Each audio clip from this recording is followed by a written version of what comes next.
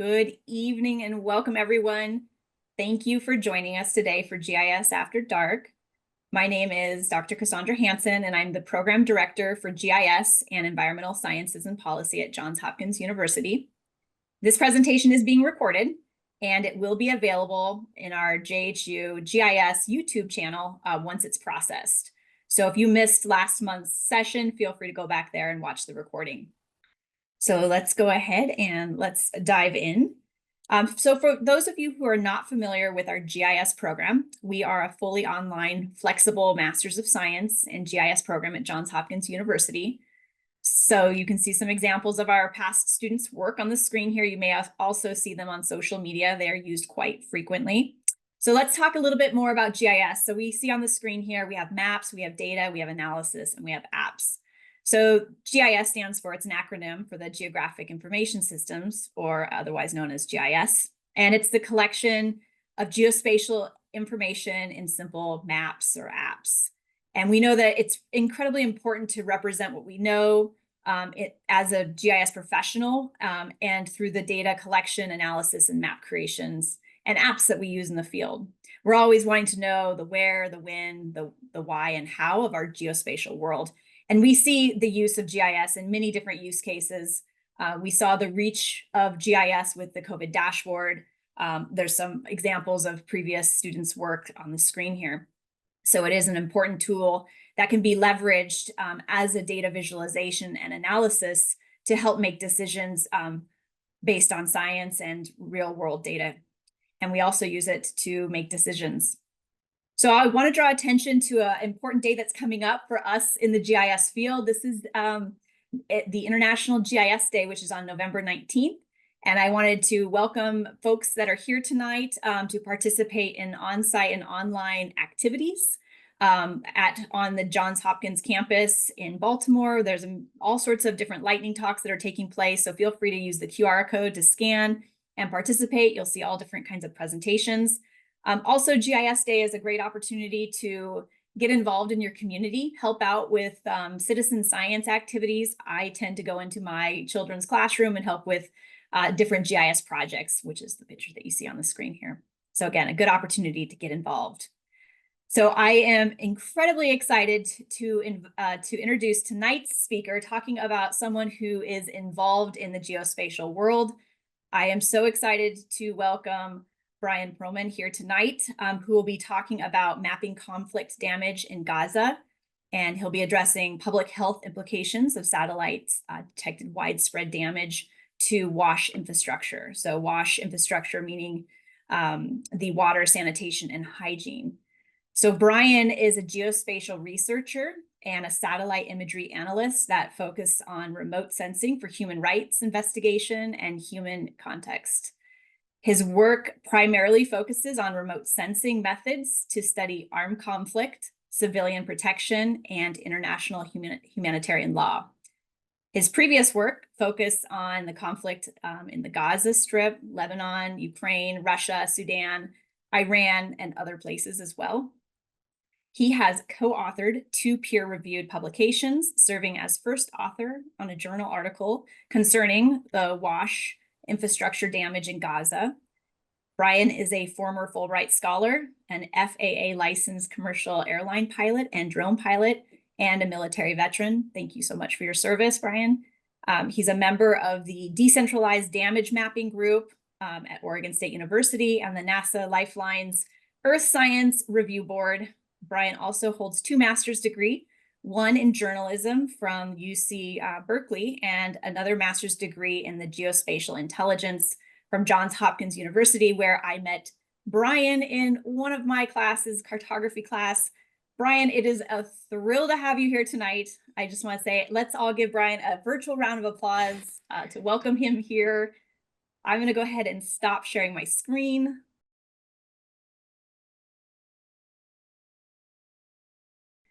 I'm going to go ahead and stop sharing my screen so we can go ahead and let Brian share his screen. So again, Brian, thank you for being here tonight.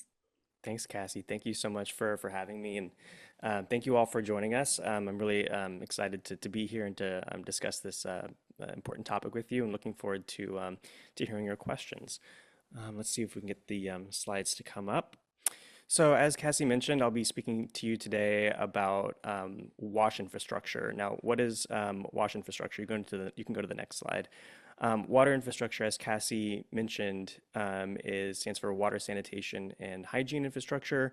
This can include anything like water storage infrastructure, such as water tanks and water towers. It could also include some water desalination plants, which are used ubiquitously in the Gaza Strip. And I'll go over a couple of other examples later on down in the presentation. But what we're going to talk about today is a research paper that I started when I was a graduate student at Hopkins, and ultimately published a paper in PLOS Global Public Health. And yeah, I think you can go to the next slide, please. So as a way to frame the conversation, we're going to start by discussing, what is WASH infrastructure and why should we study it? What's the importance of it? Then we're going to talk about the pre-October 7th, 2023 baseline in Gaza. What was water quality and water access like prior to October 7th? And then we're going to talk about how the conflict between Israel and Hamas affected Gaza's water systems. So you can go to the next slide. You'll have to forgive me. Some of these slides are a little text heavy in the beginning, but we'll get into the little bit more cartographically pleasing and some imagery later on in the presentation.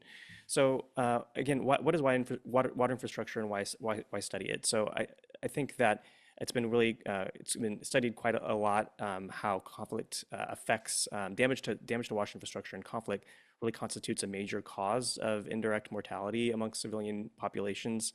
And there's a number of concerns that arise due to lack of access, poor access and poor quality of safe drinking water in conflict zones. Some of those concerns include dehydration, diarrheal illnesses, including cholera, hepatitis A, scabies, polio, and a number of others. And what's more, wash infrastructure is often targeted by conflict actors, or it can be also damaged collaterally. And we've seen this happen in places, this has been well documented in places like Ukraine, where dams were damaged, surface water was polluted, and wastewater treatment facility operations were disrupted due to the conflict. We've also seen this happen in places like Syria, Yemen, and Ethiopia, specifically the Tigray region. Next slide, please. So let's talk a little bit about the pre-October 7th water insecurity issues in the Gaza Strip. There was survey data that was collected that found that more than a third of individuals in the Gaza Strip reported experiencing moderate to high levels of water insecurity in 2021. And prior to October 7th, only 6% of the population in Gaza had access to safely managed and piped drinking water. A vast majority of the water was pumped from the coastal aquifer, which is basically the groundwater that's underneath the Gaza Strip, that supplies the vast majority of water Palestinians in the Gaza Strip. Came from groundwater extraction, over 80%. Some 12% roughly of water came from Israel via cross-border pipelines managed by the state-owned water company Mekorot. And then another roughly 6% came from local desalination plants, whether that's seawater desalination or desalinating groundwater that unfortunately was oversalinated due to over-abstraction. I can go to the next slide, please. So let's talk a little bit about the public health consequences of what happened due to damage to water infrastructure during the conflict. So damage to water infrastructure was found to be one of the factors that led to the deaths of dozens of newborns due to dehydration, and hundreds of thousands of cases of scabies, acute hepatitis A, and acute diarrheal illnesses. And in fact, even in the first only 3 months of the conflict alone, following October 7th, there were over 136,000 cases of diarrhea in children under the age of 5, according to the UN Environmental Program. This represents roughly a 2,300% increase in diarrheal cases in that age group when compared with a baseline prevalence that was conducted in 2019. And you might have read in the news over a year ago that health officials in Gaza reported a child who had a confirmed case of polio. But luckily, a mass vaccination campaign was successfully completed, and the public health officials were able to sort of stem the tide of that of the spread of polio. Although it's suspected that many other polio cases were present in the Gaza Strip, but were just not detected or tested for lack of testing. Uh, let's also talk about freshwater production. During the conflict, it plummeted to roughly 5% of pre-conflict levels. And research by my colleagues suggested that less than 1% of the population's daily water needs were met by trucked-in water during the conflict. And I should say this is all prior to the most recent ceasefire last month. So that left the remaining sources of water being the contaminated, oversalinated groundwater, which obviously you can't drink salt water. There were also tons of problematic microbes and just really dangerous water to ingest. But some people didn't have any other option. And the other remaining sources, again, like I mentioned, were the cross-border water from Israel. However, some of those pipelines and access points were destroyed in the conflict, and the government of Israel actually restricted flows after October 7th. And that's been documented by from organizations such as the UN Environmental Program.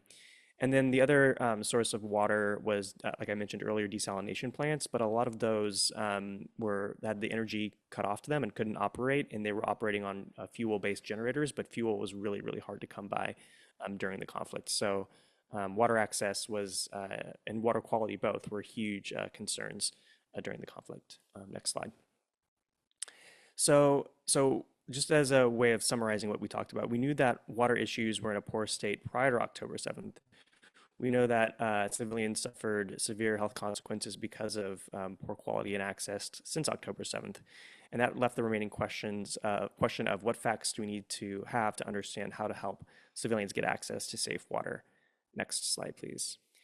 So we needed to understand from our research, we need to understand the status of wash infrastructure during the conflict, and we need to understand what's the status of this infrastructure now following the ceasefire, so that undamaged and functioning infrastructure can be used to process wastewater and distribute clean water. And there's a caveat here, and I'll get to in a moment. And then also secondarily to repair what has been damaged. Now, obviously, the fuel access is still an issue to use infrastructure, even if it's undamaged. Sometimes, access to fuel is so difficult that it might as well be damaged, because if you don't have fuel, you can't run it. And then also repairing damaged infrastructure is also difficult too, because of getting access to spare parts and equipment that you would need to repair. So a lot of times that equipment is considered dual use, or for both civilian and military purposes, and so therefore cannot be transferred across the border due to IDF and COGAT restrictions.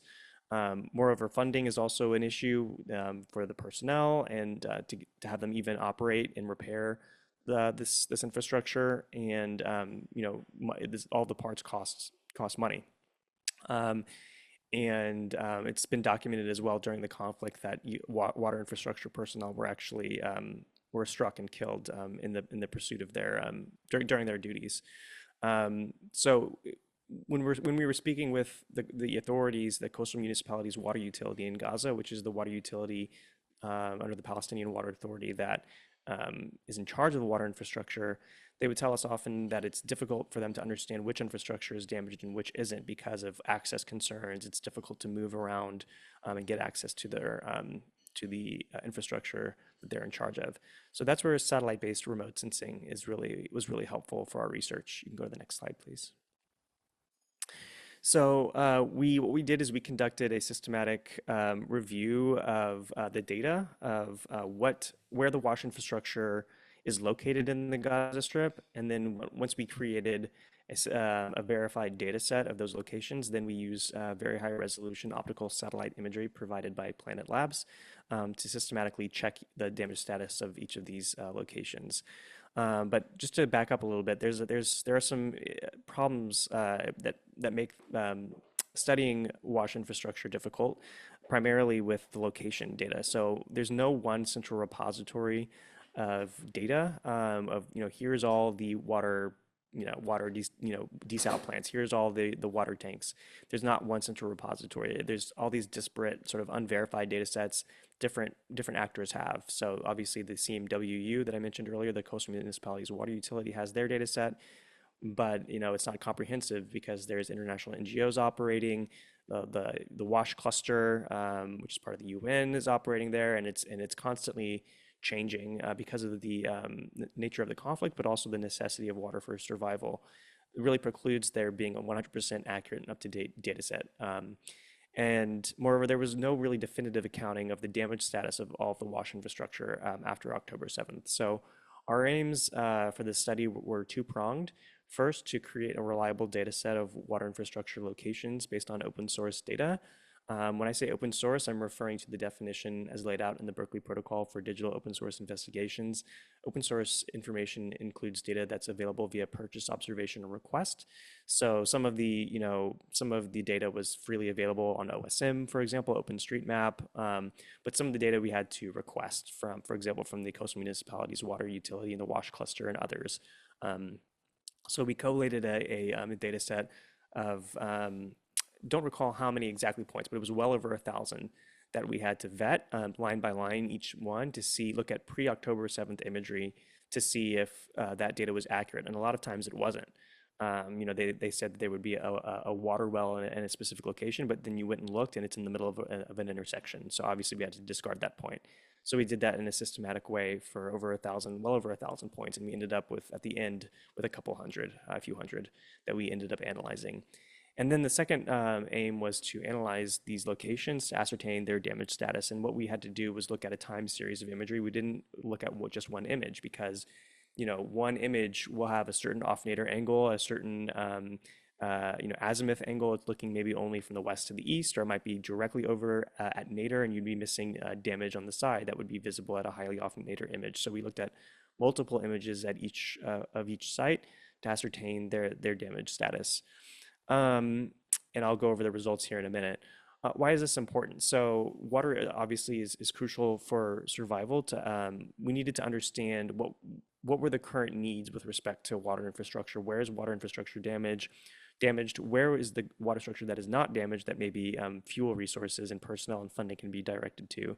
And as I mentioned earlier, Palestinian officials in charge of these pieces of water infrastructure really struggled to understand the scope and scale of damage to the infrastructure they were responsible for. And it's also important for post-conflict reconstruction in the future to understand, what's the damage status, to what extent is each piece of infrastructure damaged, what's usable, what's resalvageable, what can be repurposed. Are there solar panels that can be used in one location and not at this one because for whatever reason, but maybe in another one, or maybe there's piping or a whole number of things. So as granular as we could get, it's important to have as granular as you can get data. For our study, we kind of stayed pretty high level just to understand on a base level what's damaged and what's not. But future studies can certainly look at the extent of the damage and compare it spatiotemporally as well. Go to the next slide, please. So I'm going to give you a couple of examples of imagery that we examined from Planet Labs. This was SkySat imagery, so nominally 50 centimeter imagery. It varied between 60 and 80 centimeter imagery, but always sub-meter, very high resolution optical imagery. And you can see that I've outlined, so we have the before image from mid-October 2023, when there was no damage observed at this wastewater treatment plant in North Gaza Governorate. But then you see in the second image from 2024, January, that there's a number of spots on the treatment plant's property that were damaged, including a whole field of solar panels, which you can see on the east side there. And we saw it quite often where infrastructure would appear undamaged, but all of these solar panels were shattered because they were quite easy to shatter with just tools as opposed to striking a piece of infrastructure with an airdrop munition. You'll notice that each of the red boxes denotes areas of damage, and it might be hard to see on the slides here, but some of them have different dates. So for example, some of the damage was occurred in 2023, late 2023. Some of the damage occurred in early 2024, which obviously suggests that this wastewater treatment plant was struck multiple times over a time period. I should also note that all of this was hand labeled manually. There was no machine learning used in this study, but certainly the labels that we've generated that contain the extent of the damage and the date of the damage was first observed could be used for further research, including that would include computer vision and machine learning models in the future. You can go to the next slide, please. This is an example of the ETA water plant run by this company called the Abdul Salam Yassin Company. You can see in the image from October 8th, 2023, that it was undamaged. And then on November 16th of 23, it was struck and was actively on fire. And by the next day, on the 17th, you can see basically the hollowed out structure was completely gutted and destroyed and not usable. Go to the next slide, please. This is a water tower in Rafah Governorate that collapsed due to conflict, and this was just an example of one piece of water storage infrastructure that was damaged or destroyed that has significant consequences in terms of accessing water for civilians, because a lot of times water wells were co-located at these water storage sites. You can go to the next slide, please. So as I mentioned, we published a paper in PLS Global Public Health. We wanted to bound our study period.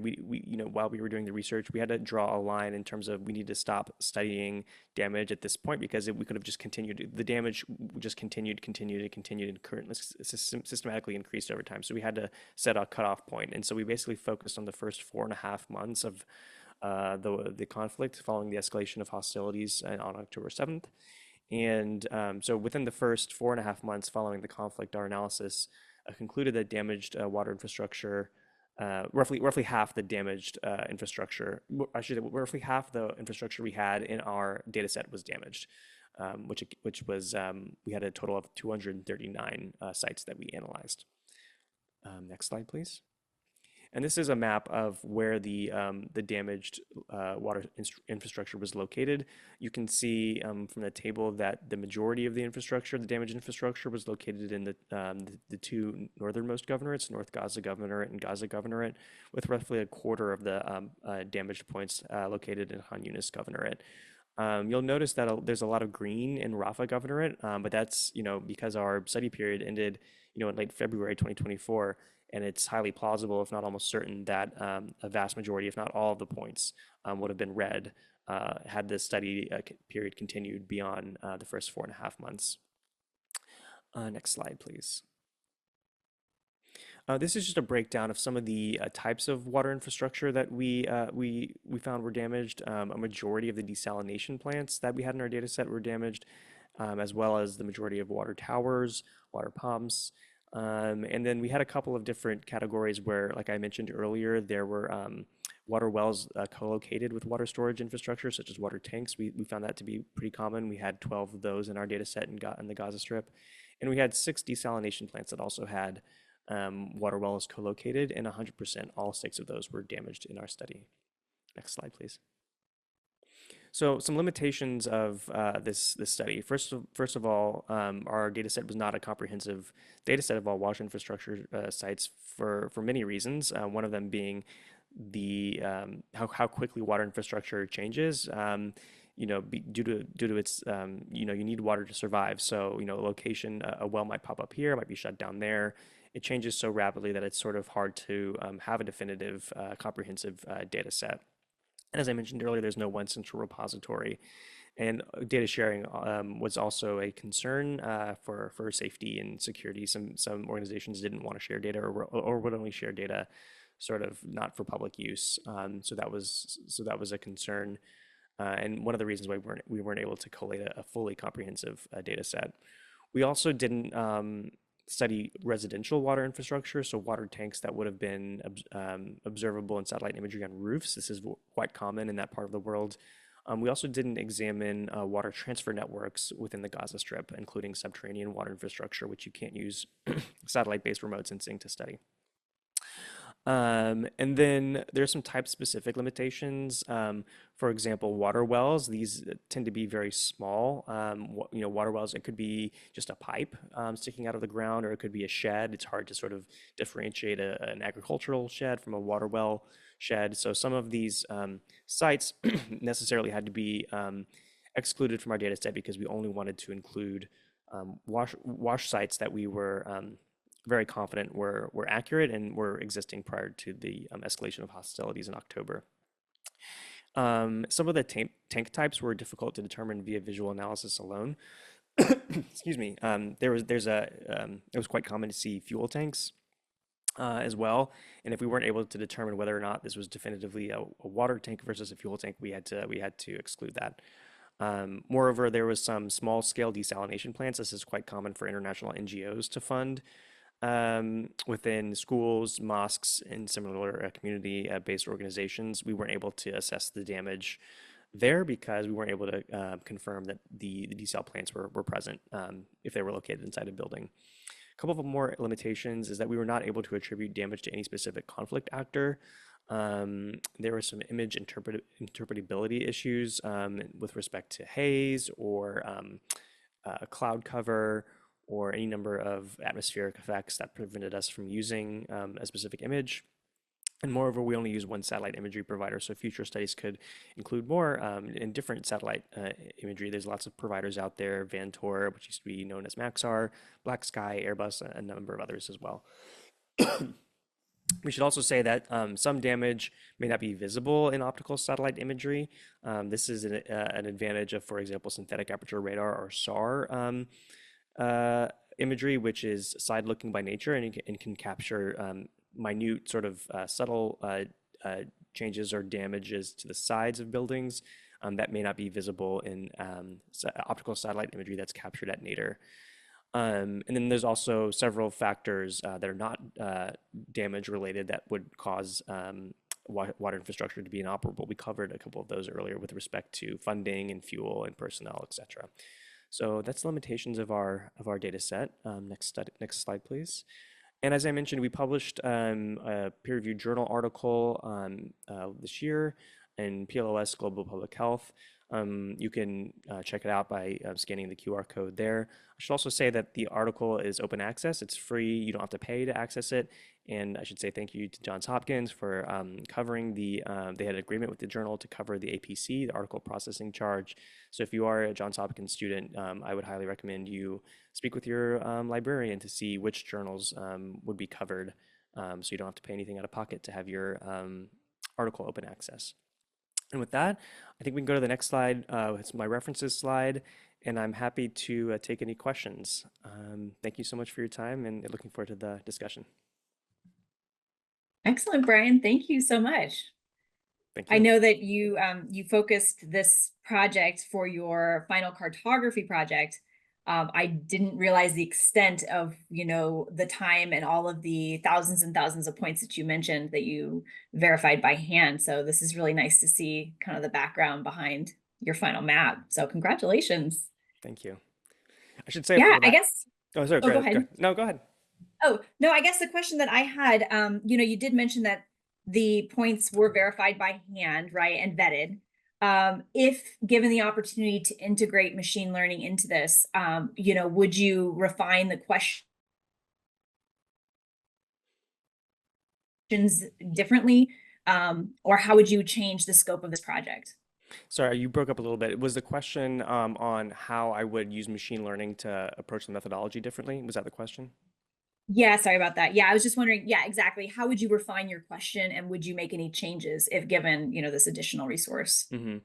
I think machine learning is helpful in a number of geospatial applications. I think for this one specifically, it might be good for labeling potential sites that were potentially damaged, but I think it really takes a qualified, experienced analyst to observe the sort of these very small. Sometimes the damage was very small, and I think it would have been very difficult for a machine learning algorithm to detect, these kind of small scale damages. Also, it's really important to note that a lot of the computer vision sort of applications to do damage detection are really they're global, they're generalizable, but they don't localize very well. So what do I mean by that? Basically, if you have a machine learning model that works well for damage detection, say for wildfires or natural hazards, that model isn't generalizable to conflict context for a whole number of reasons. And those kind of general models don't really perform well in contexts that are very specific because of, for any number of reasons having to do with the satellite imagery, the sensor itself, the atmospheric effects, the type of building materials that are used in certain places that might be different from region to region. What kind of damage you're looking at. Are you looking at small scale, large scale? So it gets really complicated. I think it can certainly be used to help maybe narrow down where you should be looking in areas that may have larger amounts of damage. But as far as doing a systematic line by line, site by site analysis, I would say that still manual analysis is sort of still the gold standard. And when I say gold standard, I don't mean, in terms of ground truth imagery. That ground truth data collection would be the gold standard, and we would want to compare our manual analysis against ground truth data. We obviously haven't been able to get access to ground truth damage data as of yet. My understanding is that journalists are just now sort of being let into Gaza, but only in a very tightly controlled way. So future research could certainly take ground truth data collected in the future, whether that's from the ground or from drone sources, to validate the research that we use with satellite-based remote sensing. That makes sense. Yeah, thank you. Thomas has a question for you. He says, thanks, Brian. Really interesting talk. Those damaged solar panels that you referred to, did you say that they were damaged by hand rather than immunization or, sorry, strikes? Yes. Munition So strikes. yeah, no, so we weren't able to determine that in our study. That was sort of out of scope of this specific study. We didn't name any specific belligerent or any type of munitions, but certainly future studies could observe, for example, crater dimensions. Different types of munitions leave different types, widths and depths of craters.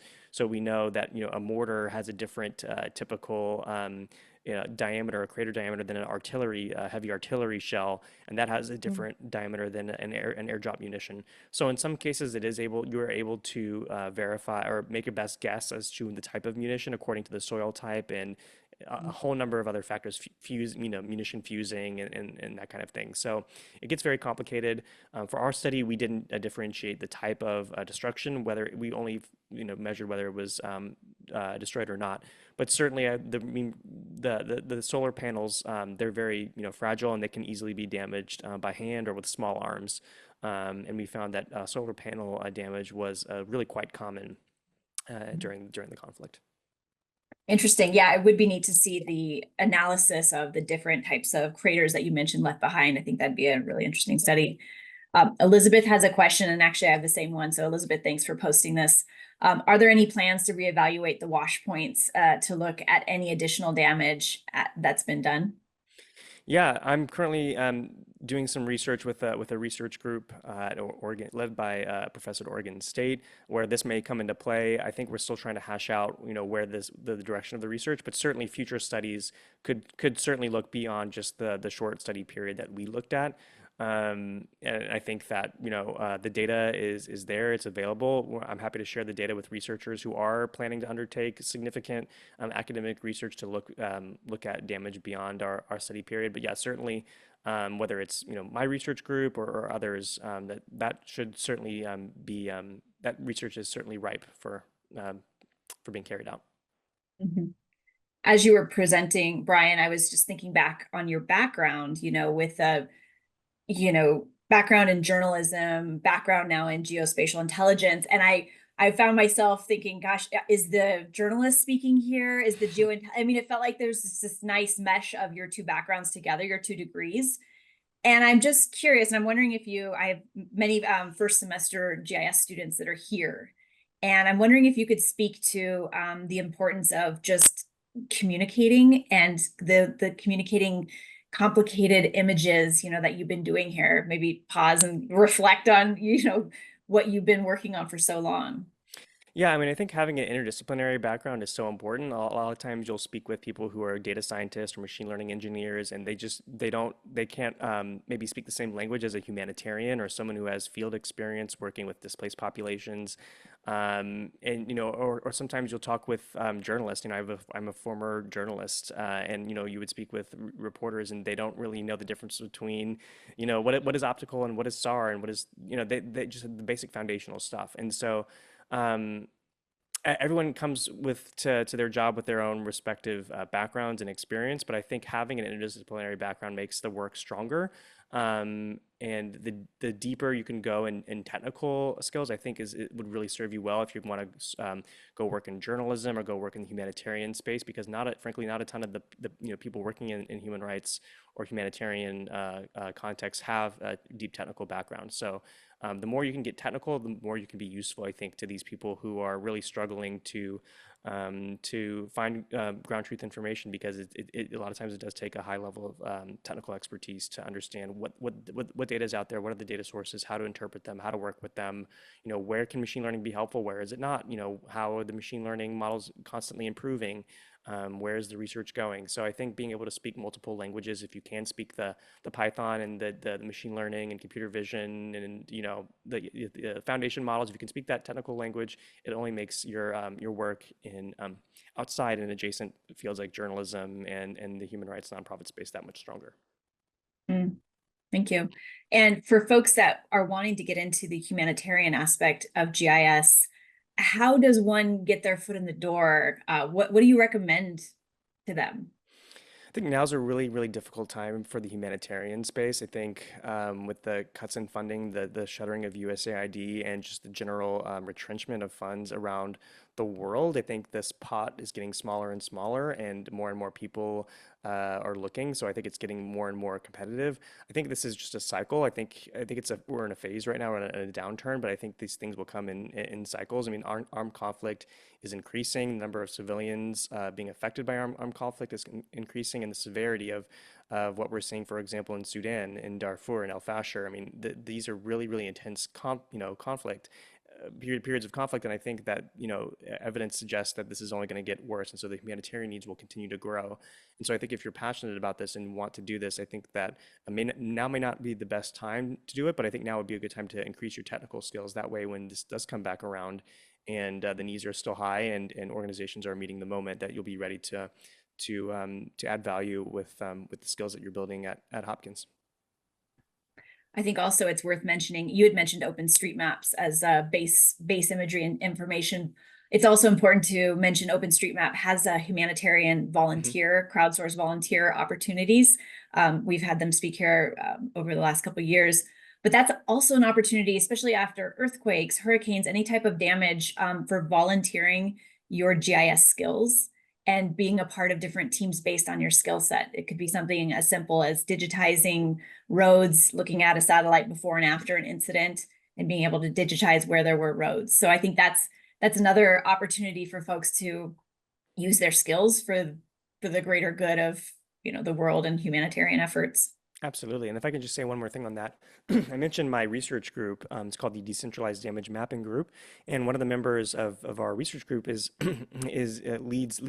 she works for HOT, Humanitarian OpenStreetMap team, and so she sort of helps guides where to draw the volunteers. Maybe there's a conflict here. We need to focus our efforts here. And I think it's so important to have really robust pre-conflict data sets of where is the infrastructure pre-conflict, because when a conflict happens, it's really important to have that baseline data. That way, damage assessments can be carried out, compared against a baseline that's very robust and very complete. And you'll look at OSM, the data quality and the data coverage is really varies quite wildly from geography to geography. And so I think if you're interested, I would highly suggest you reach out to Humanitarian OpenStreetMap, or reach out to Cassie, reach out to me. I'm happy to put you in contact with HOT OSM. They're doing really important work. And one thing I should mention, you mentioned ML earlier, Cassie, is there are a number of machine learning based building footprint data sets like Overture, Bing Maps, Google.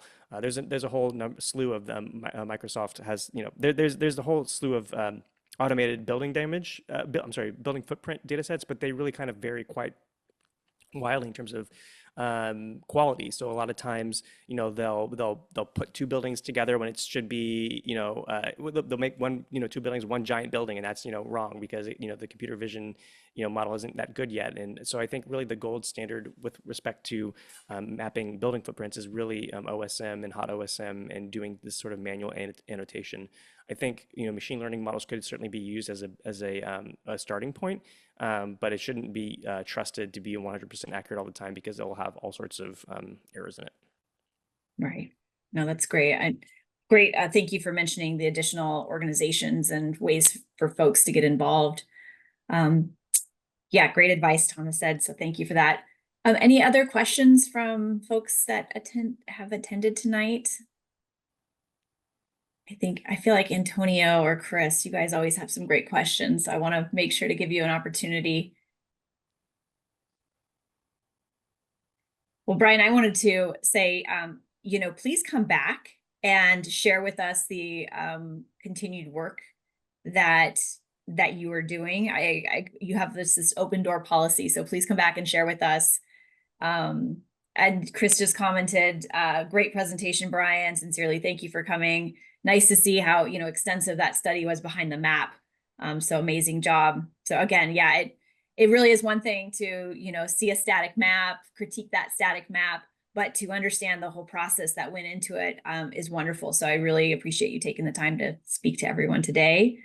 And boy, just keep in touch, please. Congratulations on the publication. And I know that everyone in the GIS program and geospatial intelligence programs, we're so proud of you. And just please keep us up to date on all the amazing work that you're doing and your team is working, and come on back and check in with us. Thank you very much. My pleasure. And thank you so much for having me, Cassie. And thank you to everyone who attended this evening. Excellent. So for those that are here, I just want to remind everyone that we will have the last GIS After Dark for this year, December 4th. So please make sure to save the date. We will be bringing back, actually, Brian, one of your classmates, Nick Hudson, is going to be talking about his work. Exactly. So it's really interesting work along the lines of mapping conflict, and how do we do that, and how do we take and utilize satellite imagery. So please save the date. Would look forward to seeing everyone back on December 4th. And again, Brian, thank you so much for taking the time out to speak to us, and thank you for all that you do. Thank you. All right. Good night, everyone. Hope you have a nice, warm, and dry evening, and look forward to seeing you next month. Take care.